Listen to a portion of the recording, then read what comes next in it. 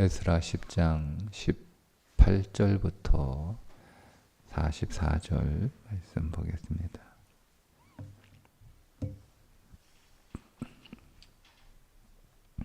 함께 읽습니다. 제사장의 무리 중에 이방 여인을 아내로 맞이한 자는 예수와 자손 중 요사닥의 아들과 그의 형제 마세야와 엘리에셀과 야립과 그달랴라. 그들이 다 손을 잡아 맹세하여 그들의 아내를 내보내기로 하고 또 그 죄로 말미암아 수양 한 마리를 속건제로 드렸으며 또 인멜 자손 중에서는 하나니와 스바자요 하림 자손 중에서는 마아세야와 엘리야와 스마야와 여히엘과 우시야요 바수울 자손 중에서는 엘요에네와 마아세야와 이스마엘과 느다넬과 요사밧과 엘라사였더라.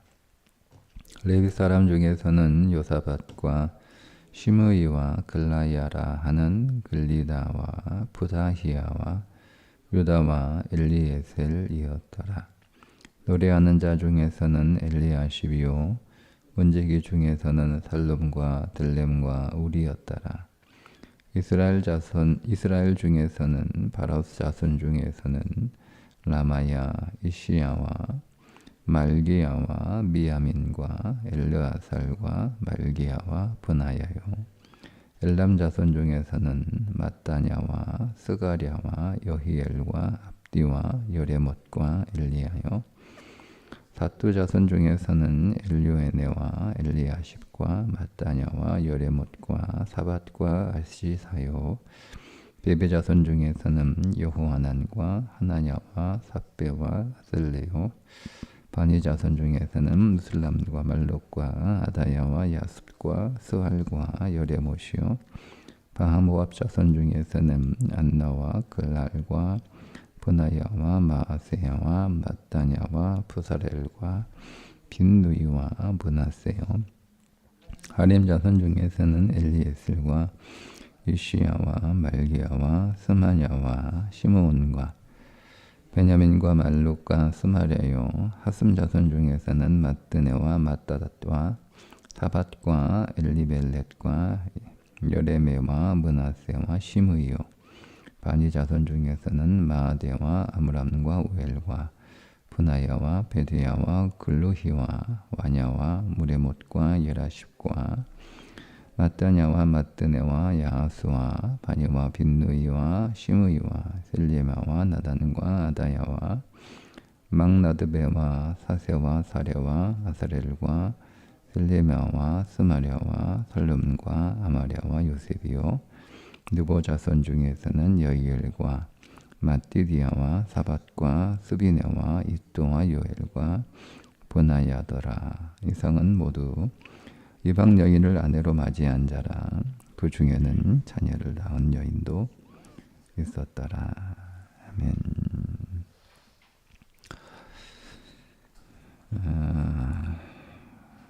대략 한 75일 정도 걸려서 이방 여인을 아내로 취한 자가 누구인지 그 명단들을 조사했고 그 조사에 따른 명단들이 자세하게 기록되어 있는 말씀입니다.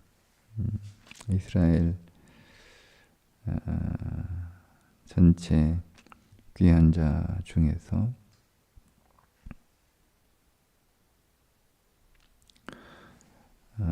이방 여인을 아내로 맞이한 사람은 112명이었습니다. 그 112명의 이름이 하나하나 기록되어 있는데 두 가지 시선으로 이 사람들의 이름을 볼 수 있겠죠.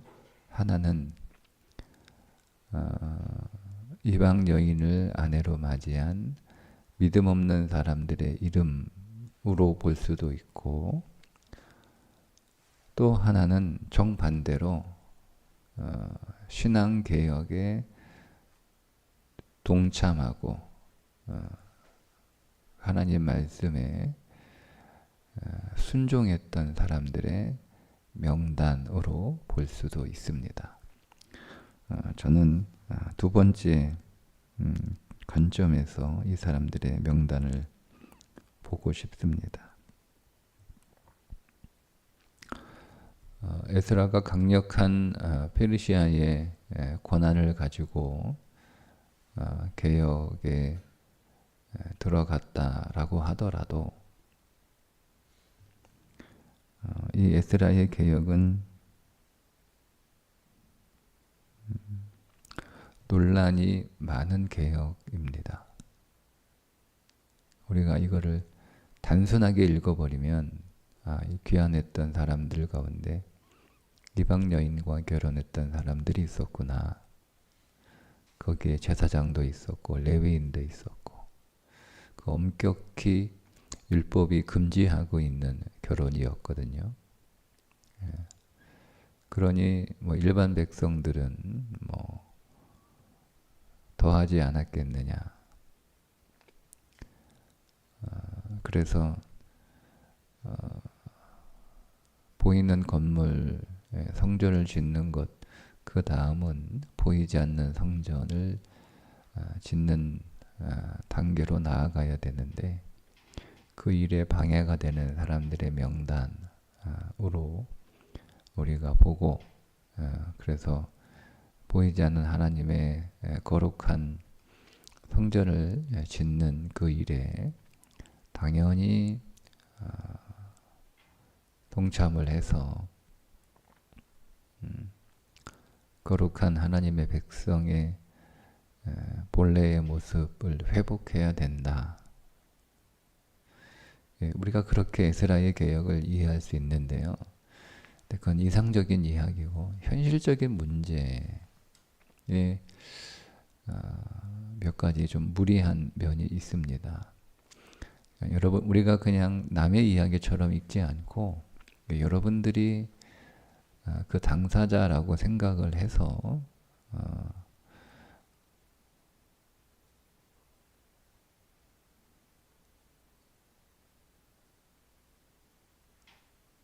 그동안 잘 살고 있던 아내 그리고 자녀들까지 생이별해야 되는 상황에 처했다고 한번 생각을 해보세요.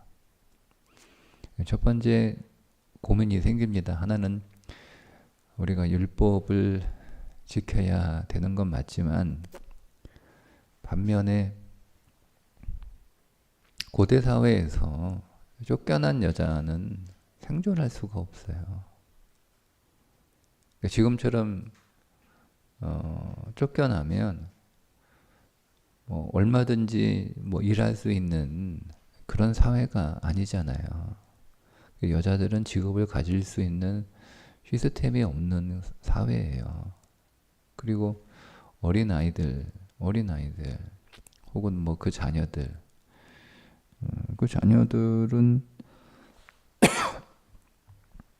어떻게 되는 거예요? 뭐 어린아이도 있겠고 뭐 나이가 좀 있는 아이들도 있었겠으나 어쨌든 갑자기 어머니를 부양해야 되는 생계를 책임져야 되는 그런 상황에 처하게 된 거잖아요.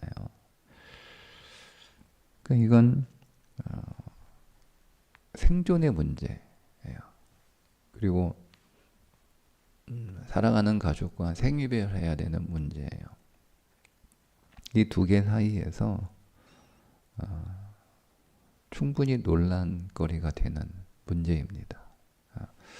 그렇게 율법을 위해서 인정사정 보지 않는 게 그게 신앙이냐라고 하는 논란이 얼마든지 생길 수 있는, 지금에 와서 우리가 이 문제를 다룬다면 굉장히 논란거리가 될 만한 그런 사안입니다. 두 번째는 왜 이게 무리수가 있냐면, 여러분 성경에 이방 여인하고 결혼한 예가 하나도 없나요? 룻은 모압 여인이잖아요. 근데 그 모압 여인과 결혼한 그것이 문제가 되면 왜 룻에게서 다윗이 나옵니까? 왜 모압의 후손 중에 그리스도가 나옵니까? 그렇게 되면 안 되잖아요. 이방 여인하고 결혼한 건 성경이 엄격하게 금지하고 있는 사안이라면 성경에 룻길은 없어야 돼요. 더더군다나 룻의 후손으로 예수 그리스도가 오시면 안 되죠. 그건 어떻게 해결할까요? 룻은 믿음의 여인이지 않았느냐? 믿음을 선택한 사람이지 않았느냐? 아니 그러면 에스라 시대에 결혼한 이방 여인들 가운데 믿음의 여인이 한 사람도 없었을까요? 모든 112명의 여인들이 다 자기 조상들의 신을 믿고 있는 사람들이었을까요? 그 중에 한 명도 봐서 보니까 내가 믿었던 신보다는 여호와 하나님이 참 신이구나. 그렇게 해서 개종한 사람들은 한 사람도 없었을까요? 그 자녀들은 태어나서 어머니의 영향을 받았든 아버지의 영향을 받았든 둘 중에 한 부모의 영향을 받았을 텐데 아버지의 영향을 받아서 여호와 하나님을 믿는 신앙을 가진 자녀들이 한 사람도 없었을까요? 그런 논란의 문제가 생기는 거예요. 더군다나 자녀들은 무슨 죄예요? 자녀들은 그냥 거기서 태어난 것밖에 없잖아요. 그 자녀들까지 내쫓아댄다는 게 그게 과연 정당한 건가? 그게 과연 옳은 건가? 이런 논란들이 충분히 생길 수 있는 사안인데 성경에 기록되어 있지 않지만 우리가 그냥 이거를 그냥 여러분 우리가 말씀을 이런 고민 없이 이렇게 받아들이니까 우리의 신앙이 약한 거예요. 그러니까 우리의 신앙이 좀 더 단단해지려면 고민하고 질문하고 때로는 이거 무리가 아니냐, 이거 논란이 되지 않냐라고 우리가 따져 물을 수 있어야 됩니다. 그러면 이런 논란에도 불구하고 에스라가 개혁을 단행한 이유가 뭐냐라고 하는 거죠. 그 질문에 대해서 우리가 좀 고민을 해봐야 되는데 제가 오늘 이 사람들의 명단 쭉 이렇게 나와 있어서 제가 이 사람들은 이방 여인하고 결혼한 수치스러운 과거를 가지고 있었지만 그 개혁에 적극적으로 순종하여 동참했던 사람들의 명단으로 보면 정말 이 사람은 대단한 믿음의 사람들이라고 할 수가 있습니다. 자, 그러면 이로 인하여 생긴 어려움이 발생합니다. 에스라에서는 그거를 우리가 발견할 수가 없는데요. 자, 에스라가 두 번째 귀한 자이고 세 번째 귀한 지도자가 느헤미야잖아요. 느헤미야서와 에스라서 사이에 공백 기간이 있었는데 그 공백 기간에 에스라 1장을 우리가 읽어보면 성벽을 쌓으려고 하는 시도가 있었다라고 하는 것을 알 수가 있죠. 그래서 성벽을 쌓았어요. 그 성벽을 쌓았는데 그 대적들의 공격으로 인해서 성벽도 허물어지고 성문도 불타는 참담한 결과가 느헤미야 1장에 기록되어 있잖아요. 그러면 에스라와 느헤미야 사이에 성벽이 건축되었고 그 성벽을 건축하는 데 있어서 방해하는 세력들이 있다는 것을 우리는 예상할 수가 있습니다.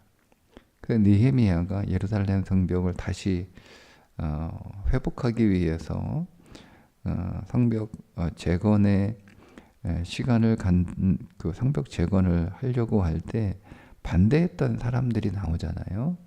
그 사람들이 이제 산발랏, 사마리아 사람들입니다. 도비야, 암몬 사람들입니다. 이 사람들이 왜 축제사자 이거를 반대를 했을까요? 그 어떤 증오가 있었을 거 아니에요. 그래서 추정을 하건대 제 예상인데요. 이때 쫓겨난 여인들의 그 족속이잖아요. 사마리아 여인도 쫓겨났고요. 암몬 여인도 쫓겨났고 모압 여인도 쫓겨났고 많이 쫓겨났어요. 그래서 잘 살다가 갑자기 자기네 그 딸들이 어? 돌아오는 거예요. 너희들 왜 친정에 놀라운 줄 알았더니 그게 아니라 쫓겨난 거래요. 왜 쫓겨났냐? 모르겠다. 에스라가 갑자기 오더니 난데없이 이방 여인들은 다 쫓아내더라. 그래서 이렇게 다들 쫓아났다라고 하니까 여러분 그 사마리아나 암몬이나 모한 사람들의 입장에서 그게 이해가 됩니까? 이해가 돼요? 이해가 안 되죠. 잘못한 것도 아니고 죄를 지은 것도 아니고 음? 아무런 문제 없어요. 잘 살고 있고 잘하고 있고 행복하게 그렇게 살고 있는데 갑자기 하나님의 율법이라고 하면서 남대없이 112명의 이방 여인들과 그의 자녀들까지를 다 이렇게 쫓아내니까요. 이게 사마리아나 모함이나 암몬 사람들 안에 분노가 생긴 거예요. 도저히 이건 말도 안 돼. 이게 말도 안 되는 거잖아요. 상식적으로 생각을 해보세요. 우리가 제3자 입장에서 보면 말도 안 되는 일이에요. 그러니까 이 말도 안 되는 이 사건에 대한 당한 그 딸들을 가지고 있는 집파들 가운데 사마리아와 암몬 사람이 성벽 재건을 한데 반대를 하고 느헤미야 살해하려고 하고 이런 일이 있었던 거예요. 그러니까 결과적으로 보세요. 결과적으로 현실적인 문제, 굉장한 어려움, 개혁에 대한 원한을 사게 됐어요. 예. 쫓아낸 여인들의 족속들, 사마리아, 뭐 이런 주변에 있는 족속들이 아주 굉장히 강한 원한을 사게 되는 일의 결과가 된 거예요. 우리가 여러분 믿음 딱 이렇게 신앙적으로 살았는데 그것 때문에 누군가의 원한을 산다. 그럴 수 있는 거죠. 근데 우리가 그때 그래야 되나? 내가 누군가의 삶을 망쳐놓은 거, 누군가의 인생을 망쳐놓은 거고, 누군가의 가슴에 큰 상처를 준 거잖아요. 뭐를 위해서? 율법을 지키기 위해서. 그러니까 이런 이거 부작용이라면 부작용이 이런 문제가 있었어요. 자, 그래서 과연 이 에스라의 이 개혁이 꼭 했어야만 했는 건가? 하는 문제에 대한 고민이 생기는 거예요. 자, 두 번째, 저는 이 에스라의 개혁을 반대하려고 얘기하는 게 아니고 꼭 에스라의 개혁 반드시 했어야 된다라는 것을 더 설명하기 위해서 이런 부작용들을 말씀드리는 거니까 결론은 우리가 왜 에스라의 개혁과 같은 일들을 해야 되는지를 설명하기 위해서 하는 겁니다. 우리는 보통 이런 문제가 있으면 안 하거든요. 그럼에도 불구하고 왜 해야 되는가를 설명하기 위해서 제가 성경에 남아있지 않은 그러나 우리가 유추할 수 있는 근거를 가지고 말씀을 드립니다. 자, 느헤미야가 3차 귀환한 자들, 3차 이제 귀환, 몇 명 안 되지만 귀환해서 이제 무너진 성벽을 재건하고 에스라를 불러가지고 율법을 강독시켜서 백성들에게 율법을 다시 가르치고 뭐 이런 일들을 하게 됩니다. 자, 근데 그렇게 딱 와서 보니까 어떤 일이 있었냐면 느헤미야 13장에 보면 성벽 재건을 방해했던 도비야가 암몬 사람인데 이 암몬 사람과 대제사장 엘리아십과 친척 관계를 맺고 있었어요. 에스라가 개혁을 했는데 느헤미야 때 와 보니까 아니 대제사장 엘리아십이 암몬 사람과 친인척 관계예요. 그런데다가 성전 안에 있는 방 하나를 도비야의 개인 숙소로 내준 일이 있잖아요. 자꾸 에스라가 개혁 뭐 한 거야? 뭐 한 거예요? 뭐 한 거야? 어, 개혁을 왜 한 거죠? 개혁해봐야 이런 일이 벌어지는데. 더군다나 느헤미야가 와서 보니까 다시 이방 여인들하고 결혼하는 일이 여전히 생겨나고 있었어요. 에스라가 다 내보냈는데 예, 다시 이방 여인들하고 결혼해서 애 낳고 살고 있단 말이에요. 네, 그렇게 결혼을 해서 낳은 아이들이 예, 아스돈 여인, 암몬, 모압 이런 여인들이거든요. 그래서 이런 여인들하고 이제 결혼해서 애를 낳았을 거 아니에요. 근데 얘들이 자기 어머니의 족속의 말만 하는 거예요. 말을 못해요. 유대 말을 못하는 거예요. 한국 사람하고 저기 베트남 사람하고 결혼했는데 애가 한국말을 못해요. 베트남 말밖에 못해요. 이런 일이 벌어지게 된 거예요. 여러분 언어를 잃어버렸다는 얘기는 무슨 얘기인지 아세요? 율법을 모른다는 뜻이에요. 율법이 아랍 말로 돼 있는 건 아니잖아요. 율법을 모른다는, 성경을 읽을 수 없다는 뜻이에요. 결국 유대 공동체의 명벽이 끊어진다는 의미입니다. 그 느헤미야가 그래서 너무 화가 나가지고 이방 여인하고 결혼한 사람들을요 보세요. 에스라는요 말로 했어요. 말로 설득했어요. 그리고 이해를 시켰어요. 이 사람들이 그걸 이해를 했어요. 받아들였어요. 그리고 자기들이 자발적으로 끊어냈어요. 근데 느헤미야는요 어떻게 했냐면 저주를 하고요. 심지어 그들 중에 몇 사람을 때리고 그 머리털을 뽑아버렸어요. 그러니까 에스라는 자발적으로 개혁을 했는데요. 느헤미야는요 강력한 법 집행으로 개혁을 해요. 무슨 얘기냐면 더 강팍해지고 더 나빠지고 더 안 좋아졌다는 뜻이에요. 그럼 질문하는 거죠. 에스라가 이렇게 그러면 논란의 여지가 많은 이 개혁을 왜 했어? 상황은 더 나빠졌거든요.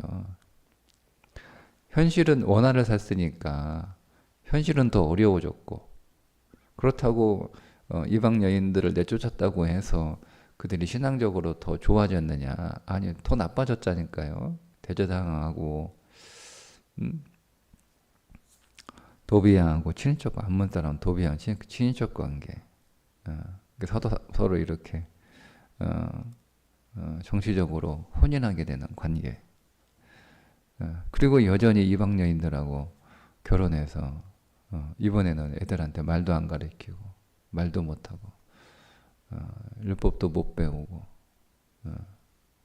그래서 느헤미야가 에스라처럼 쫓아내라 그러니까 말 안 들으니까 느헤미야는 막 때리고 막 머리털 뽑아버리고 저주하고 공권력을 동원해서 쫓아내고 이런 일이 생겼단 말이에요. 자, 결국 더 나빠졌죠? 더 어려워졌죠? 그러니까 이제 우리는 질문하는 거예요. 에스라가 이거를 할 필요가 있었을까? 괜히 어차피 좋아지는 것도 아니고 달라지는 것도 아닌데 괜히 잘 살고 있는 가정 파탄 내가지고 생기별 시켜버리고 그럴 필요가 있었을까? 이런 질문에 도달하게 되는 거예요. 그러니까 이건 개혁을 안 하려고 하는 마음을 가지고 있는 사람들이 하는 논리예요. 개혁을 하려고 하는 사람들은 그러니까 해야 된다는 거예요. 변하지 않아도, 달라지지 않아도, 고쳐지지 않아도, 더 나빠져도, 더 어려워져도 해야 된다는 거예요. 해야 된다. 여러분, 우리가 정말 성경적 믿음, 성경적 신앙, 성경적 교회 우리가 한번 해보겠다고 몸부림치고요. 그렇게 애를 쓰고 그렇게 여러 가지 어려움을 감수하고 그렇게 여러 가지 문제들을 우리가 감수하고서라도 해야 되는 이유는요. 그렇게 하면 좋아지기 때문이 아니에요. 에스라, 느헤미야 우리가 보는 것처럼 더 안 좋아질 수도 있고요. 여전히 그대로일 수 있어요.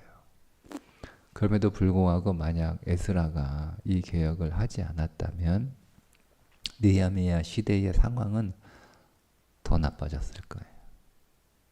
더 나빠졌겠죠. 에스라가 그나마 개혁을 했으니까 느헤미야 시대에 그 정도 한 거예요. 그러니까 에스라가 이런 개혁을 하지 않았으면 느헤미야 시대는 더 나빠졌겠죠. 더 나빠졌겠죠. 그러니까 에스라가 그나마 했으니까 성벽을 재건할 수 있었던 것이고 성벽을 재건하는 일에 사람들이 동참할 수 있었던 것이고 그래도 에스라가 그렇게 다시 이방 여인을 내쫓는 그 종교개혁을 단행했을 때 힘들었지만 그래도 가능했던 것이고 물론 느헤미야가 다시 갔다 오니까요. 다시 갔다 오거잖아요. 다시 페르시아 갔다가 다시 오잖아요. 이제 곧 잠깐 비운 사이에 또 나빠지거든요. 그럼 그동안 느헤미야는 뭐 한 거예요? 이런 질문 똑같이 하는 거예요. 그래도 해야 되는 거예요. 어떻게 해서든 우리가 내가 이것을 해서 교회가 더 좋아지냐, 한국 교회가 더 새로워지냐, 여러분 그것 따지면 우리는 신앙의 본질로 돌아가지 못합니다. 뭐하러 고생하냐 이거죠. 어차피 안 될 건데. 성경이 어차피 안 된다라고 하는 것은 성경이 정확하게 기록으로 남겨놨잖아요. 예. 웨스랑 이렇게 무리한 계획을 했어요. 그럼 좋아져야 돼. 야, 이렇게 무리한 계획을 했어도 결과적으로 좋아지니까 해야 돼. 이게 아니잖아요. 느헤미야 딱 가버리니까 좋아지긴 뭐 좋아져. 더 나빠졌네. 예전하고 똑같네. 달라진 거 없네. 그러면 무리할 필요 뭐 있어. 그럼 그 112명의 사람 가정은 뭐야? 그 사람들은 괜히 희생한 거네? 이렇게 되는 거잖아요. 그렇지 않아요. 그래도 해야 되는 거예요. 어떻게 해서든 우리는 성경으로, 하나님의 말씀으로, 하나님이 정하신 삶으로 우리가 돌아가려고 애를 써야 되는 거예요. 그게 믿음이에요. 그게 믿음. 그래서 저는 여기 나와 있는 112명의 사람들의 이름이 수치스러운 죄 지은 명단이 아니고 그럼에도 불구하고 자신들의 잘못을 회개하고 비록 얼마나 여러분 가슴이 아팠겠어요. 생리별하고 속건제를 드리잖아요. 그래서 원래는 속죄제를 드려야 맞는 거잖아요. 하나님 앞에 범죄 아닌 거니까. 근데 속건제를 드려요. 왜 속건제를 드렸을까? 세 가지 이유가 있는데요. 그 가운데 한 가지 이유를 잘못한 거잖아요. 아내를 쫓아내는 거 잘못한 거잖아요. 하나님 앞에서는 바른 거지만 아내와 자녀들에게는 잘못하는 거잖아요. 피해를 입힌 거잖아요. 그래서 속건제를 드린 것은 아닌가 이런 해석이 있습니다.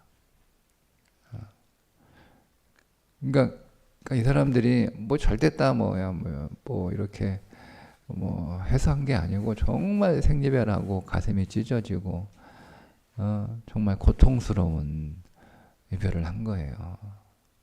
그러니까 이 사람들은 제가 수치스러운 이름이 아니고 대단한 이름들이에요. 정말 자신의 삶을 하나님 앞에 기꺼이 제물로 드렸던 사람들의 명단이에요. 네. 여러분 우리가 그런 믿음의 삶을 살 수 있을까? 우리가 정말 성경이 말하고 있는 신앙, 성경이 말하고 있는 교회, 성경이 말하고 있는 하나님 나라, 우리가 그것을 위해서 부름받은 사람들이고 우리가 그것을 위해서 살아가는 사람들 아닙니까? 근데 우리가 어느새 우리는 세상에 물들었고 세상과 타협하고 교회 안에 세상의 논리가 들어오고 우리가 신앙생활을 하고 있지만 어느샌가 나도 모르는 사이에 종교인이 되고 있고, 그래서 우리가 이 사실을 깨닫고 우리가 신앙의 본질로 돌아가는 일이 우리에게 필요하다라고 알면서 우리는 못하고 있잖아요. 몰라서 못하고 있는 게 아니라 두려워서 안 하고 있잖아요. 그리고 우리 안에 그런 변명들이 있잖아요. 해봐야, 우리가 그렇게 해봐야 한국교회가 좋아져. 우리가 그렇게 해봐야 나만 손해보지. 나만 어려워지지. 이런 논리로 우리는 그냥 이대로 가고 있는 거예요. 결과는 선명합니다. 아니 분명합니다. 이대로 그냥 가면 결과는 분명합니다.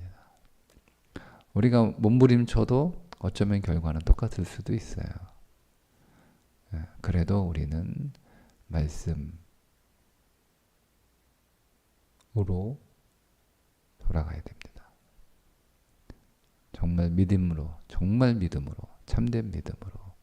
정말 신앙으로 돌아가야 됩니다.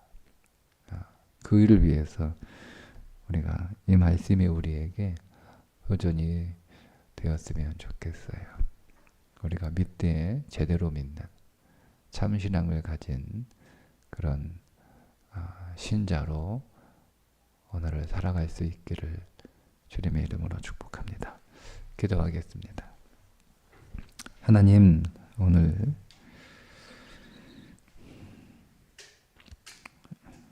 이방 아내를 그리고 그 사이에서 낳은 자녀를 끊어버린 112명의 사람들의 이름이 우리에게 도전이 됩니다.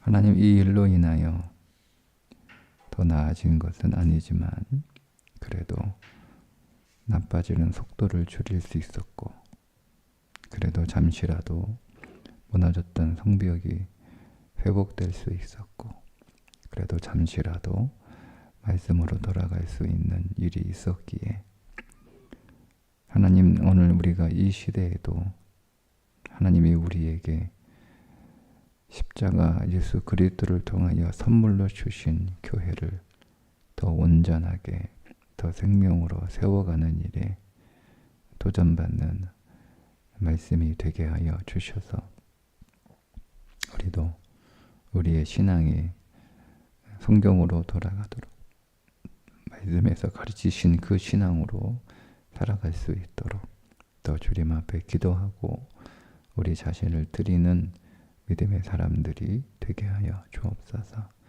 예수님의 이름으로 기도합니다. 아멘.